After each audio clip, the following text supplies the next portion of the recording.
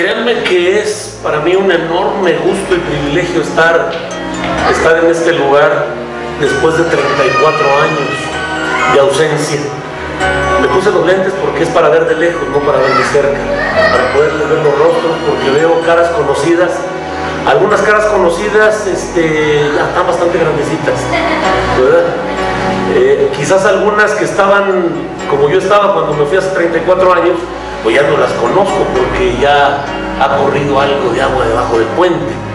Pero hermanos, recuerdo el día que mi padre me bautizó en esta fila bautismal, un 24 de diciembre de 1975. Aquí pasamos casi 3 años. Puedo decirles que de los mejores años de mi infancia, aquí en la iglesia de Narvarte, aquellas sociedades de jóvenes en el Parque de los Venados, son uno de los acontecimientos más recordados en la vida que Dios me ha concedido vivir. Y esta mañana estamos aquí, mis hermanos, para hablarles de la palabra de Dios, para saludarlos. De pronto me da gusto ver a mi hermano Jaime de la Fuente, al doctor Pessoa, qué bueno que está por acá. Me imagino que anda de viaje o visitando al hijo, que acá está, lo veo bastante bien recuperado, Rodolfo. Bendito sea nuestro Padre Celestial. A mi hermano Taracena y su esposa, qué gusto verlos. Al hermano Eliud San Juan. Hay varias caras bien conocidas. Andreita, ¿cómo no acordarme? ¿Dónde está Israel, tu hermano? En Sonora. Hermana, un gusto, hermanos. Es una bendición estar en la casa de Dios y saludar a los hermanos, a los que uno conoce de unos días atrás y a los rostros nuevos que uno conocerá durante estos días. Quiero preguntarles, hermanos, para iniciar el estudio de la palabra de Dios en esta mañana, dígame usted, ¿cuándo fue la última vez que usted, perdón, está muy sensible esto, que usted pensó detenidamente en Dios, que se tomó tiempo para pensar seriamente, para meditar, para contemplar y espaciarse sin regatear ni un instante y permitir que el pensamiento de Dios se posesione de usted? El punto de partida es reflexionar en cuanto a la existencia de Dios. ¿Cómo nosotros sabemos que Dios existe? ¿Sobre qué base podemos decir Dios existe? Una vez escuché a un gran predicador, Billy Graham, que en uno de sus sermones dijo: ¿a quién se le ocurrió decir que Dios no existe si yo acabo de hablar con él esta mañana? Y esa frase se volvió famosa. Pero una vez un pastor llegó a una reunión de obreros y nos dijo: Dios no existe. Mentira, Dios no existe. ¿Dónde está tu Dios? Y nos quedamos sorprendidos porque era un pastor que nos predicaba a los pastores y dijo: no existe. Y por ahí uno dijo algo tímidamente y otro por allá otra cosa, y él decía: Dios no existe. Y entonces un compañero se echó la frase de Billy Graham, ¿verdad? ¿Cómo se atreve usted a decir que no existe si yo acabo de platicar con él esta mañana? Y el predicador le dijo: mentira, esa es una frase que te aprendiste. Y entonces la pregunta es: ¿sobre qué base usted y yo decimos que hay Dios? ¿Sobre qué fundamento? Esta mañana, los minutos que nos restan, que no sé si son muchos o pocos, pero quiero que repasemos los testimonios de la existencia de Dios, confiando en que nuestra fe personal continuará en el desarrollo y en la madurez a través del estudio de la palabra de Dios. Así que, hermanos, vamos a abrir la Biblia y vamos a usarla. Así es que hágale así. Si le duelen los dedos, no le haga así, nada más hágale así, ¿verdad? Pero vamos a abrir la Biblia. El primer texto está facilito, es la primera página de la Escritura, Génesis 1:1. Primer testimonio que tenemos en la Escritura de Dios. Si hay alguna persona que nos está visitando en esta mañana y que no tiene facilidad para buscar en las escrituras, le voy a pedir a mis hermanos que están allí cerca que por favor les ayuden para que podamos todos leer los textos de la palabra de Dios. Génesis 1:1 dice: en el principio creó Dios los cielos y la tierra. El primer testimonio que encontramos acerca de la existencia de Dios es el que Dios da de sí mismo. Las Sagradas Escrituras comienzan con la presuposición de que Dios existe. No entran en posibilidades, no entran en probabilidades. Contundentemente dice el primer texto que Dios creó los cielos y la tierra en el principio. Todo lo que usted conoce, todo lo que usted ve, la creación y las criaturas son el resultado del poder creador de Dios. Así que de ahí partimos. Entonces es nuestro deber creer, no tanto demostrar. Pablo dice en Romanos capítulo 1 versículo 17, y ahora sí, mueva por favor esos deditos. Romanos 1:17, Pablo dice que la fe es esencial. Que la fe es esencial. Dice Romanos 1:17, en el Evangelio la justicia que viene de Dios se revela de fe en fe. Como está escrito, el justo vivirá por la fe. Es esencial para conocer a Dios.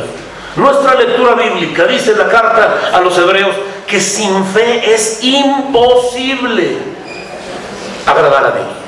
Porque si usted se acerca a Dios, tiene que creer que Él existe. ¿Cuántas personas han declarado abiertamente que no hay Dios? O que Dios ha muerto, o que son inventos para manipular la mente débil y enclenque. Pero es la fe y no la prueba o la demostración, el canal que Dios escogió para que sepamos acerca de su existencia. Hay algunas citas que quiero compartir con ustedes. Guardo este folleto de la escuela sabática del segundo trimestre de 1984. Ya llovió, pero aquí hay algunas citas que subrayé y que quiero compartir con ustedes. Por ejemplo, Mensajes Selectos tomo 1, la página 456 dice que la fe implica no solamente creer, sino confiar. Fe es creer y confiar, y a veces es creer en lo que no vemos y es confiar en lo que esperamos.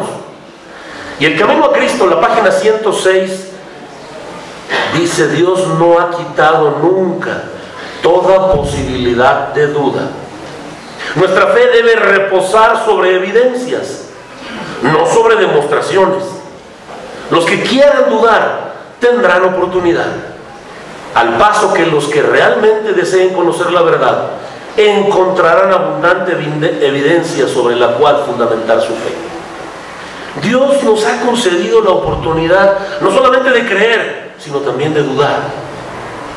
Pero hay más evidencias para creer, hay mucho más evidencias para fundamentar la fe que para negarla. En segundo lugar, yo encuentro otro testimonio al que vamos a llamar el testimonio de la intuición. En el Evangelio de San Juan, el apóstol del amor, así es conocido el joven Juan, un muchacho irreverente, un muchacho bronco, alguien que creció en un ambiente hostil y que junto con su hermano eran apodados los hijos del trueno. Estaban acostumbrados a pelear todo el tiempo, a discutir, y ya cuando las palabras no alcanzaban, pues entonces los puños eran los que entraban. Y ese hombre fue transformado al estar con Jesucristo, y escribió un evangelio distinto, no un evangelio sinóptico, un evangelio diferente. Y ahí en el capítulo 1 del Evangelio según San Juan, leo en el versículo 9, San Juan 1:9, aquel verbo era la luz verdadera que alumbra a todo hombre que viene a este mundo. La luz verdadera que alumbra a todo hombre que viene a este mundo. Es decir, queridos hermanos, cada ser humano ha recibido una percepción de que hay una realidad mucho más grande que él. La historia de la humanidad nos demuestra que los seres humanos, durante cada etapa de la existencia, han adorado a algo o a alguien. En la educación, el libro de la educación, la página 29, leo: así como por Cristo tiene vida todo ser humano, así por su medio toda alma recibe algún rayo de la luz divina. En todo corazón existe no solamente poder intelectual, sino también espiritual, una facultad para discernir lo justo, un deseo de ser bueno. Pero contra estos principios lucha un poder antagónico. En la vida de todo hombre se manifiesta el resultado de haber comido del árbol del conocimiento del bien y del mal. Hay en su naturaleza una inclinación hacia el mal, una fuerza que solo y sin ayuda él no podría resistir. Para hacer frente a esta fortaleza, para alcanzar el ideal que en lo más íntimo de su alma reconoce como única cosa digna, puede encontrar ayuda en un solo poder, y ese poder es Jesucristo. Amén. En tercer lugar, aquí estamos en San Juan, vamos al capítulo 5. Vamos al capítulo 5 y les voy a hacer una pregunta. La pregunta que hacía Pedro Ferriz y Juan Ruiz Gil, ¿se acuerdan? Los de esa época. Por los 64,000 pesos, decía. Y cuando decían eso, muchos se ponían tan nerviosos que se les olvidaba lo que tenían que responder. Los metían en una cabinita así a prueba de sonido. Ya 64,000 pesos, pues no son lo que eran, ¿verdad? Pero por los 64,000 millones de años de vida, mis hermanos, para que sea una cantidad que realmente nos impacte. Díganme ¿ustedes creen que este libro es la palabra de Dios? Sí. Muy bien, ahora les voy a hacer otra pregunta. ¿Ustedes, cuántos han conocido la verdad por este libro? Levanten su mano. Ahora les pregunto, ¿ustedes encontraron la vida eterna en este libro? Amén. Fíjense bien. ¿Ustedes encontraron la vida eterna en este libro? San Juan 5:39. San Juan 5:39, por favor. Jesucristo le dijo a la gente que lo escuchaba en aquellos días, San Juan 5:39, y le dice a su público, y especialmente a los doctores y maestros de la ley que estaban allí para ver qué decía, para ver cómo lo podían entrampar, y Jesús les dijo: escudriñen las Escrituras, porque ustedes piensan que en ellas tienen la vida eterna, pero ellas son, ¿qué cosa? Las que dan testimonio de mí. ¿Saben, mis queridos hermanos? La Biblia no pretende demostrar la existencia de Dios de una manera sistemática, pero al testificar de Cristo señalan al Creador, señalan a la deidad. Fíjense ustedes, 40 diferentes personas hablaron siendo inspiradas por el Espíritu Santo a través de 66 pequeños libros a lo largo de 1600 años de la historia de la humanidad. Pero sus escritos no dan vida. Hablan del autor de la vida y hablan del que puede dar vida eterna, de Cristo Jesús. Cada una de sus páginas nos presenta al verdadero Dios. Dice Obreros Evangélicos, la página 330, el sacrificio de Cristo como expiación por el pecado es la gran verdad en derredor de la cual se agrupan todas las otras verdades. A fin de ser comprendida y apreciada debidamente, cada verdad de la palabra de Dios, desde el Génesis hasta el Apocalipsis, debe ser estudiada a la luz que fluye del monte Calvario, de la cruz del Calvario. No puedo entender el sábado sin Jesucristo como el Señor del sábado. No puedo entender el santuario sin el sumo sacerdote que está en el santuario, que es nuestro Señor Jesucristo. No puedo entender la Biblia sin el divino Maestro de Galilea. Cada doctrina está asociada a la cruz del Calvario. Es por eso que nosotros debemos de tener la actitud que está registrada en San Juan 7:17. Dice San Juan 7:17. Corre la Biblia, se oye bonito, aunque hoy hay electrónica y con las teclas ya no suena así. Pero miren, San Juan 7:17, ¿cómo lee usted ahí? ¿Cómo dice? El que quiera hacer la voluntad de Dios, conocerá si la doctrina es de Dios o si yo hablo por mi propia cuenta. Jesús así de claro. Vamos al Antiguo Testamento, el libro de Job. Esta zona, Job, Salmos, Proverbios, Eclesiastés, es una zona de poesía bíblica. Pero en el libro de Job encontramos sabiduría especial. Vamos al capítulo 38, que ya es, Job fue un hombre sabio, un hombre, como dice el mismo libro, recto, temeroso de Dios y apartado del mal, que fue utilizado como un ejemplo poderoso de lo que significa el poder demoníaco que quiere destruirnos y cómo nosotros le echamos la culpa a Dios cuando nos vienen los males, sin entender que el autor de los males es Satanás. Y en el libro de Job encontramos que Satanás tiene poder, incluso sobre la naturaleza. Sobre ciertos aspectos de la naturaleza, Satanás los utilizó para destruir la propiedad de Job. Incluso levantó un torbellino que mató a todos sus hijos. Pero aquí en el capítulo 38 ya encontramos cuando Dios habla. Y Dios le dice a Job, y pudiéramos leerlo todo, pero quiero solamente detenerme en los versículos 28 y 29 del capítulo 38 de Job. Son preguntas que le está haciendo Dios a Job y a sus amigos, que se ufanaban de que sabían mucho. Y entonces les hace preguntas interesantes. Miren, ¿tiene la lluvia padre? ¿Quién engendró las gotas del rocío? ¿De qué seno sale el hielo?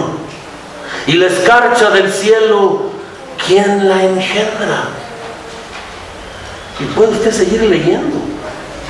¿Quién puso sabiduría en la nube? ¿Quién dio entendimiento al meteoro? Dice el verso 36.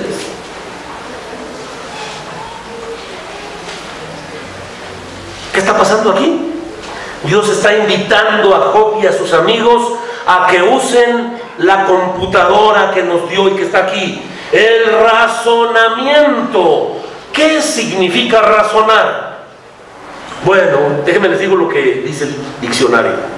Razonar es llegar a conclusiones a partir de hechos, proposiciones o evidencias que hemos observado en el transcurso de la vida. Los creyentes a lo largo de la historia y del tiempo buscaron apoyar su fe usando su mente para desarrollar ciertos argumentos racionales. Por ejemplo, usaron un argumento racional, el argumento de causa y efecto. Un edificio, un vestido, un sombrero, no salieron de la nada, requieren de alguien que los haya diseñado. Entonces, por lo tanto, el universo, el mundo y el cuerpo humano también tienen un diseñador, también tienen, es un orden de causa y efecto. Otro argumento racional, el argumento del orden y el diseño. Cuando contemplamos la creación, descubrimos que las cosas están planeadas y que hay diseños específicos. El conteo de los cromosomas, la forma en que alguna vez se pensó que la célula era la parte más chica y luego que el átomo, y ahora se sabe de los protones, los electrones, una información que antes no se tenía, y eso tiene diseño preciso, mis hermanos. Las funciones corporales, la rotación de la Tierra sobre su propio eje, el movimiento de traslación alrededor del Sol, que determina el día, la noche, las estaciones, tienen su tiempo específico. Hablan de un arquitecto poderoso que hizo, y como dice la Escritura, el cielo, el mar y las fuentes de las aguas. Hay otros que utilizan el argumento racional y lo llaman el argumento del ser. Dicen que como humanos concebimos a un ser infinito. El ser humano en su mayoría reconoce a un ser infinito, a un ser perfecto, reconocen la verdad, también saben distinguir entre lo que es lo bondadoso y lo santo. Entonces la fuente de estos conceptos pues no se encuentra en seres tan imperfectos y viles como nosotros. Por lo tanto, los que usan este argumento ven en él la conclusión de que hay un ser supremo, que es la única fuente posible que emane estos conceptos. Por otro lado, tenemos el argumento de la moral. Los seres humanos tenemos una naturaleza moral, el sentido del deber, el sentido del bien y del mal, lo que debe hacerse y lo que no debe hacerse. Y esto incluye a las personas que declaran no creer en Dios. Esas personas que dicen que no existe Dios y que no hay Dios, tienen un sentido de la moral, porque dicen esto no es correcto, esto sí es correcto. En ese sentido, de alguna manera se implica la existencia de un ser ante quien todos, en algún momento, somos responsables y ante quien tendremos que dar cuentas. De manera, mis hermanos, que como cuenta el biólogo de la Universidad de Princeton, Edward Conklin, y él declaró que la posibilidad de que la vida en este mundo haya comenzado por el Big Bang de manera casual se puede comparar con la posibilidad de que un gran diccionario haya resultado de la explosión de una imprenta. Imagina, explotó la imprenta de la esquina, ¡pum!, cayó el diccionario allí, en inglés y español, y con letras en hebreo también, por aquello y las dudas, de la explosión de una imprenta. Entonces uno se ríe y dice, ¿cómo? Pero así nos dicen que se creó el universo, los mundos y los planetas, y cuando los macrotelescopios nos muestran las maravillas de las estrellas y de las galaxias, vamos viendo cuán grande es nuestro Dios. Yo fui a dar un estudio bíblico a una congregación cristiana y estaban cantando un corito que ya me lo aprendí. Eso fue hace muchos años. Mi Dios es tan grande, tan fuerte y poderoso, no hay nada que Él no pueda hacer. Mi Dios es tan grande, tan fuerte y poderoso, no hay nada que Él no pueda hacer. Y eso es una realidad, eso es un salmo, pero es tan contundente la realidad de la grandeza de nuestro Dios. El niño que tocó el clarinete, si usted conoce la letra de ese canto dice cuán grande es Dios, cuán grande, no lo podemos medir. Un compañero me decía en la preparatoria, pues fíjate que hay algo que yo ya descubrí que Dios no puede hacer. Dios no puede hacer una piedrota tan grande que lo aplaste a Él. Y yo me lo quedé viendo y le dije, oye, mi amigo, yo creo que Dios nos dio la mente para pensar mejores cositas, ¿no? Porque sí, nuestro Dios es tan grande y poderoso, pero a veces nosotros nos limitamos con la manera en que lo queremos entender. Quiero terminar hablando de la naturaleza y el carácter del Dios a quien sabemos que conocemos y del que vamos a platicar durante esta semana.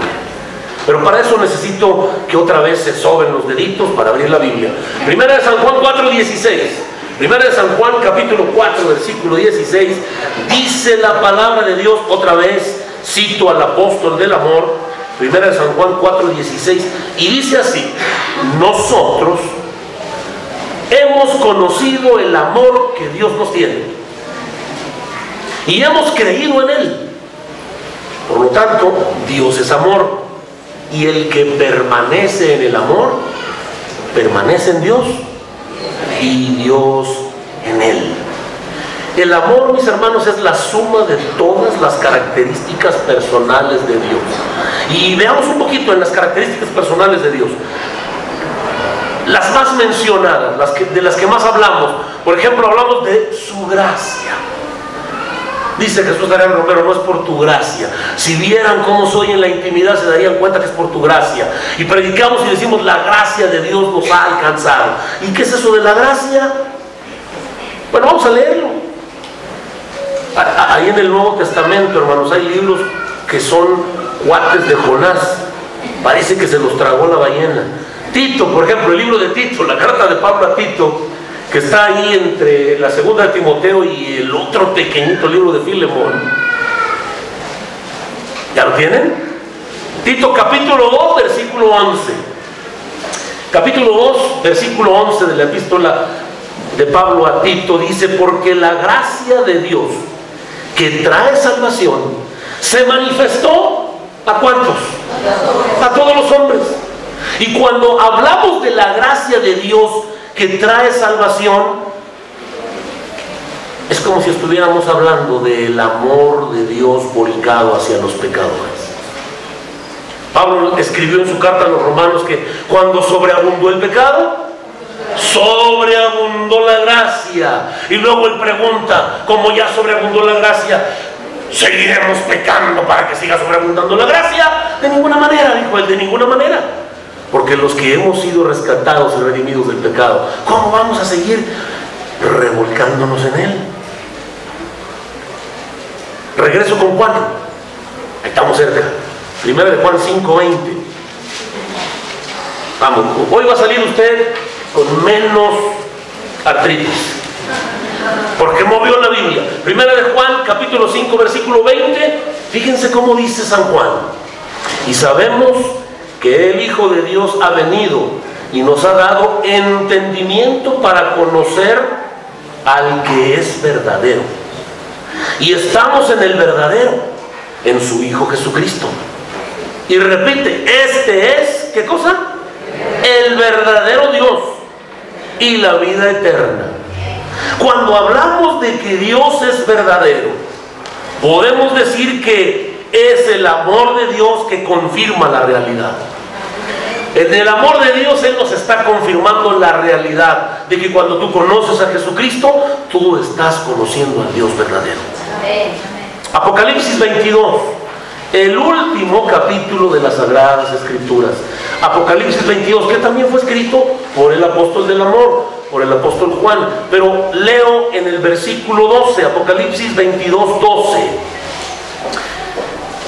Fíjense cómo dice el Señor: yo vengo pronto y mi galardón conmigo. ¿Para qué? Para darle a cada uno,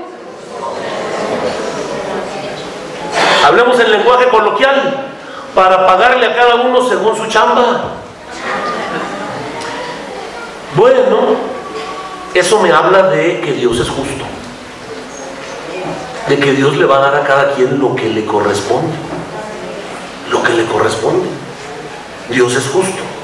Y cuando hablamos de la justicia de Dios, entonces simplemente es la demostración de la equidad de su amor.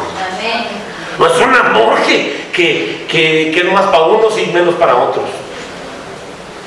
Saben que cuando yo leí el libro Puente hacia la Isla Rebelde, escrito por Kenneth McFarland, libro comentario de la lección de la escuela sabática del tercer trimestre de 1986, Kenneth McFarland dice algo que a mí me quedó grabado. Él dijo que cuando nosotros lleguemos a ver el fin del tiempo, tal como dice Apocalipsis, cuando se destruya al dragón, a la muerte, y él dice allí que los que podamos ver la escena cuando se destruya finalmente a Satanás, veremos una de las escenas más impresionantes que cualquier ser haya visto. Él sugiere que Dios va a llorar cuando destruye a Satanás, porque dice: porque Dios es amor, no puedo ver a Dios así como diciendo: toma tu merecido, qué bueno que se achicharra, ¿verdad? O cómo se comporta usted cuando ve a esos criminales, al mocha orejas, ¿no? ¿Cómo era de despiadado ese hombre, ¿no? Y que alguien lo rebana igual y dice: ándale, para que aprenda, ¿verdad? Para que vea cómo dolía. Pero Dios no es así. Y cuando vemos que Dios no es así, decimos: no, es que exactamente no se trata de mí, se trata de Él. Y eso me ha puesto a reflexionar en ese grande, maravilloso amor de Dios. Y luego hay dos textos que voy a unir. Uno está en el Salmo 99. en el Salmo 99, el versículo número 9. Salmo 99, 9. Casi a la mitad de la Biblia, hermano. Salmo 99, 9. Dice el salmista: exaltad al Señor nuestro Dios y postraos ante su santo monte, porque el Señor nuestro Dios es santo. Y ante el Dios santo no hay otra que postrarse, mis hermanos. No hay otra que postrarse. Y entonces me voy al libro del escriba. ¿Quién es el escriba de la Biblia? Esdras, capítulo 9, versículo 15. Esdras 9, 15. Este que era sacerdote, pero que era escriba, dice, fiel escriba de Dios, dice Esdras 9, 15: Señor, Dios de Israel, tú eres recto, puesto que has permitido que quedáramos un remanente como el que se halla delante de ti. Henos aquí en nuestros delitos, aunque no es posible subsistir así en tu presencia. Tú eres recto. Y dice el salmista: Dios es santo y es recto. Y cuando hablamos de la santidad y de la rectitud de Dios, una persona recta es una persona insobornable, es una persona incorruptible, es una persona incomparable. Usted no le puede decir así: acá por abajo del agua, te paso unos sobres de diezmo extra, Señor, pero pásame esta, ¿verdad?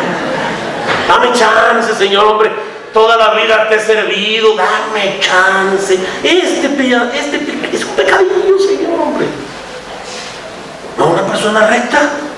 Me decía un hermano, uno de los ancianos allá en Tampico Centro: pastor, lo que es recto no es chipotudo. Si usted va por un camino chipotudo, dice, los mismos baches lo sacan del terreno, porque usted ve un hoyo y dice: ah, caray, se va, y otro hoyo más grande, y ahí sí, ahora sí que de cuál de los dos hoyos el menor, ¿verdad? Pero cuando hablamos de la santidad y de la rectitud de Dios, podemos decir que es la revelación de la consagración del amor de Dios. El apóstol Pablo escribió en el libro, en la carta más bien, a los Corintios, en la primera carta a los Corintios, lo que se conoce como el Salmo del Amor, el único salmo que no está en el libro de los Salmos. Primera Corintios capítulo 13. Y ahí en Primera Corintios capítulo 13, el apóstol Pablo, del versículo 4 al versículo 8, nos presenta los atributos que distinguen el amor de Dios del amor humano. Porque el amor de Dios y el amor humano son distintos. Y entonces encontramos que dice aquí que el amor es sufrido, es benigno, el amor no siente envidia, el amor no es jactancioso, no se enorgullece, no es rudo, no busca lo suyo, no se irrita, no guarda rencor, no se alegra de la injusticia, se goza de la verdad, todo lo sufre, todo lo cree, todo lo espera, todo lo soporta. No, Señor, está muy alta la vara esta, muy alta la vara esa, ¿verdad? Dice que las profecías terminarán y que cesarán las lenguas y que la ciencia tendrá su fin, pero el amor nunca dejará de existir, porque es la esencia de Dios, porque Dios es amor. Y Juan dijo: el que no ama, pues simplemente no conoce a Dios, porque Dios es amor. El amor humano es todo lo que dice allí. ¿Ah? Nos sufrimos, no somos benignos, nos gozamos con la injusticia, no nos gozamos con la verdad, no lo sufrimos todo, porque ¿quién quiere sufrir? Levanten las manos que quieren sufrir. No, yo no. ¿Quién quiere? Dice, todo lo sufre, todo lo soporta. Pues hay un límite, pastor, hay un límite. Yo aguanto, pero tengo mi límite, ¿verdad? Y aquí dice: todo lo soporta, todo lo espera. No, hombre, pues agarra su silla y siéntese, porque ese nunca va a creer. Todo lo cree. Uy, usted todavía cree en Santo Claus. Mentira, no es cierto, no va a pasar. El amor humano es diferente. Porque creen ustedes que cuando Jesús le dijo a Pedro allí junto a las orillas del mar de Tiberias, y le dijo a Pedro: a ver, mire, hay un pescado frito, sabe que yo nunca comí carne, pero mi padre es del puerto de Acapulco, Así que cuando usted le dice a mi papá que hay una posta y una sardina, así le hace el viejo, ¿verdad? Y el Señor les preparó ahí una sardinita, yo no sé, dice otro hermano que era un chará, que era un salmón, no sé, era un pescado frito ahí, y bajaron los discípulos, pero Pedro había negado a su maestro y Pedro se sentía mal. Y los demás que están allí, dice la sierva de Dios, que lo miraban como diciendo, este ya no debe estar aquí porque este se cuarteó al final, ¿verdad? Al final no aguantó, se le partió la nave. Se cuarteó la nave y ya no es digno de estar aquí entre los discípulos porque negó, y pensamos que era bueno, no dijo que él hasta la muerte, y mira nomás, cuando le dijeron se le arrugó y ya no pudo. Así que ya no lo miraban como digno de estar allí. Eran los pensamientos. Y entonces Jesús le dice, Pedrito, me amas más que estos. Y el Pedro arrogante, el Pedro poderoso, agachó la cabeza y dijo, Señor, yo te estimo mucho. Apacienta mis corderos. Simón, hijo de Jonás, me amas más que estos. Señor, tú sabes que yo te estimo mucho, pero apacienta mis ovejas. Pedrito, ven para acá. De veras me aprecias. Y entonces Pedro se puso triste. Cuando leemos la traducción, no vemos eso. Cuando lees el griego, Jesús le dice a Pedro, agapáisme, y Pedro le contesta, fiel lesute. Jesús le dice, ¿me amas? Pedro le dice, te estimo. Y Jesús le dice 2 veces, ¿me amas? Y Pedro le dice, te estimo mucho, Señor. Ya no tenía, ¿cómo? Ya no tenía cómo decir lo mismo. Pero entonces Jesús, ¿qué hace? Desciende a Pedro. Desciende a donde tú estás, ahí en tu oficina, ahí en tu despacho, ahí en el aula donde tú das clases, ahí en tu casa, ahí en la esquina donde te paras. Y ahí en la esquina donde tú estás, te dice el Señor, de veras me estimas. Y Pedro lloró, Señor, tú sabes todas las cosas, tú sabes cuánto te estimo, porque ya no se sentía capaz de decir, te amo. ¿Por qué? Porque había fallado, había negado a su maestro. ¿Con qué cara le decía, Señor, yo te amo? Seguro que salían Juanito y Andrés y Felipe, perdón, pero yo sé algo que, ¿cómo que tú lo amas? ¿Verdad? Pero miren cómo es el Señor, cómo nos restaura. Hay características que solo le pertenecen a Dios. Por ejemplo, en Apocalipsis 1:8, yo encuentro que Dios es eterno. ¿Cómo que es eterno? Sí. Es decir, no tiene principio, no tiene final. Yo soy el primero y el postrero. Yo soy el alfa y la omega. Yo soy el A y la Z. Aunque hoy la Z no se oye muy bien allá para el norte. Pero yo prefiero que sea la Z de Cristo, mis hermanos. Esa. Él es el primero y el último. No tiene principio, no tiene fin, es eterno. Es un concepto que no podemos entender porque nosotros tenemos fecha de caducidad. Y cuando me vieron el espejo, el otro día había unos amigos y los vi y dije, uy, qué viejos están estos cuates. De verdad. ¿Y cuántos años? No, pues 46, 47. Y yo dije, wow, son los que yo tengo. Y me volví a ver al espejo y dije, pero yo no estoy tan aplaudido como ella. Y me dijo mi esposa, habrá que ver cómo te ven ellos a ti. Sí, mis hermanos, cambian. Oh, yo quisiera tener 20 años. Yo quisiera tener 18 otra vez. 18, pero con esta mente, con esta experiencia y con ese cuerpo que aguantaba 2 horas jugando fútbol al mediodía. Hombre, ahorita nada más subiendo las escaleras ahí donde vive el pastor, ya llegó que necesito una mascarilla. En verdad, cambian las cosas. Dios es eterno. Otra característica que solo le pertenece a Dios, Jeremías 32, 17. Dios es omnipotente, hermanos, es decir, es todopoderoso, capaz de realizar todo lo que desea. Yo quiero volar, no puedo volar. Imagínense, de Monterrey a México hicimos 1 hora, salimos 9:30, llegamos a las 11, un poquito antes de las 11, una hora pasadita, 1:30.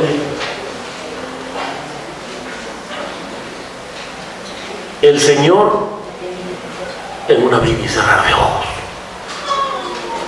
recorre el mundo, el planeta, el universo, porque es omnipotente.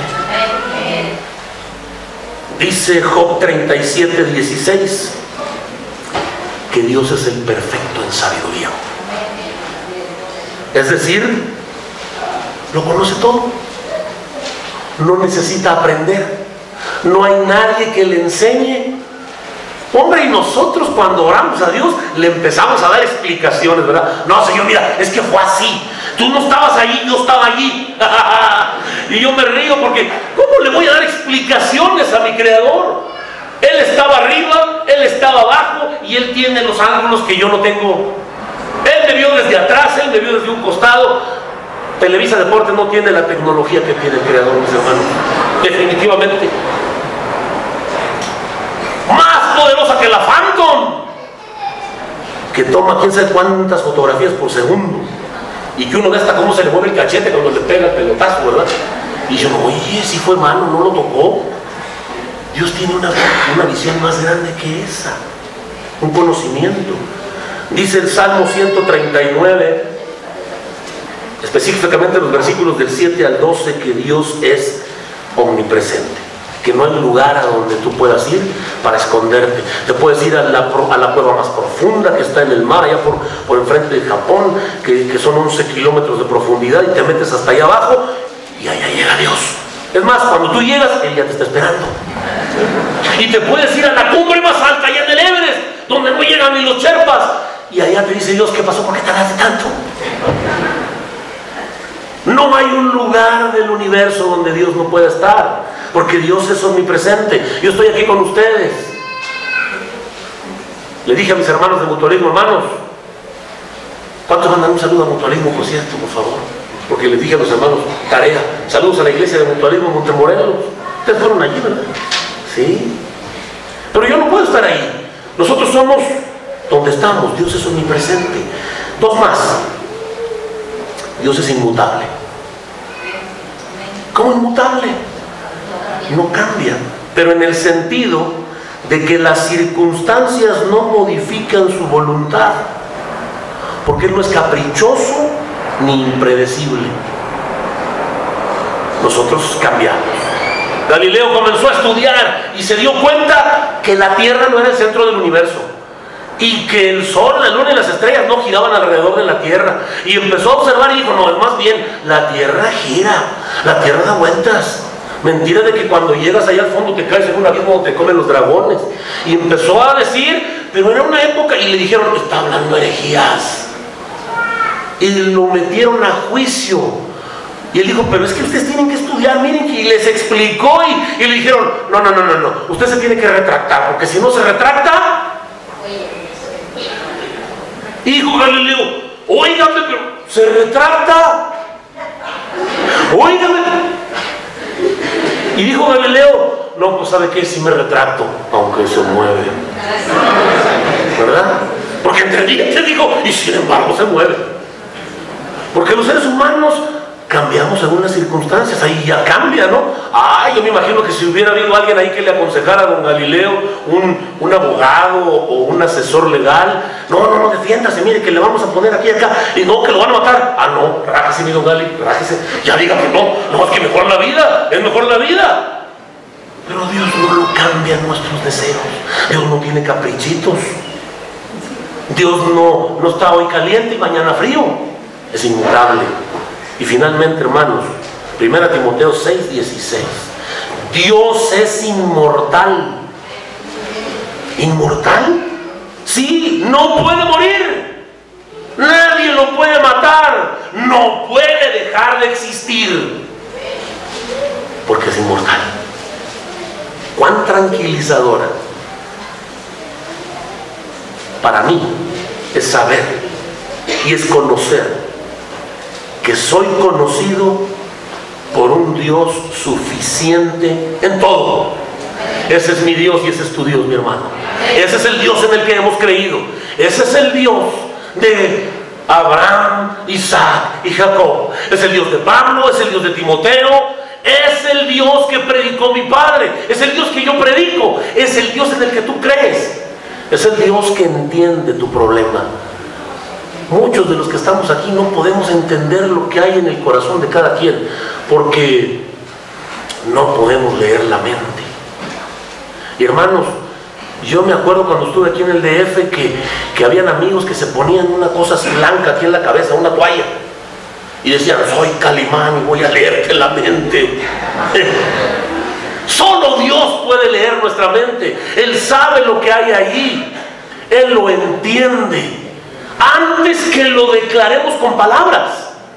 Y ese Dios poderoso, ese Dios todopoderoso, omnipresente, omnipotente, inmortal e inmutable, descendió a la tierra en la persona de una criatura así. Se hizo carne. Ese verbo se hizo carne, escribió San Juan. Y ese verbo habitó entre nosotros. Y vimos su gloria como la del unigénito. Y aunque a los suyos vino y los suyos no le recibieron, escribió San Juan que a todos los que le recibieron les dio la autoridad de ser llamados hijos e hijas de Dios. ¿Tú eres hijo de Dios? Te invito a que recuerdes que el Dios todopoderoso, mi Dios es tan grande, tan fuerte y poderoso, no hay nada que Él no pueda hacer. De ese Dios vamos a hablar durante esta semana, de ese Dios que nos conoce y de ese Dios al que conocemos y que por alguna razón a veces se nos ha olvidado. Y decimos: Señor, hombre, qué maravilla que tú levantaste a Lázaro cuando ya se estaba pudriendo. Qué maravilla, Señor, que tú dividiste el mar rojo. Qué maravilla las plagas de Israel. Qué maravilla, Señor, pero ¿sabes qué? No sabe lo que estoy pasando, no puede resolver mi problema, mi matrimonio se ha venido abajo, no es cierto que me van a dar el sábado, estoy en problemas, tengo una deuda y no hay cómo pagarla. Todo lo que dice la Biblia es cierto, pero lo que me está pasando a mí es más grande y eso no me lo puede resolver.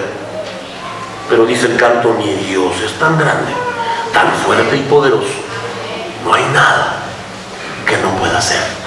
Te invito a que me acompañes en esta semana para andar con Dios en medio de una ciudad que se mueve todo el día, así como se movió mi cama hoy a las 5 de la mañana. Desperté a las 5 de la mañana porque se movió la cama y de pronto dije: ¿qué pasó? Estamos en el 5º piso, dije, y al rato se volvió a mover. Yo dije: órale, ya se me había olvidado, hermanos. Y al rato se volvió a mover y dije: no, esto ya es pachanga, son los camiones. Ah, bueno. Le dije al pastor: oye, pastor, se movió mi cama a las 5. No, pastor, ¿cómo no? Le dije: por eso estoy despierto desde las 5, ya no me puede dormir. Dice: pastor, mire, es que usted recuerde, si usted ve que se mueve la cama y oye el ruido del camión, es el camión. Si se mueve la cama y no hay ruido, es temblor. Ah, bueno, le dije, con ese tip ya voy a dormir más tranquilo. Hermanos, la palabra de Dios es viva y eficaz, más cortante que una espada de doble filo. Vamos a abrirla toda la semana. Que Dios bendiga su palabra.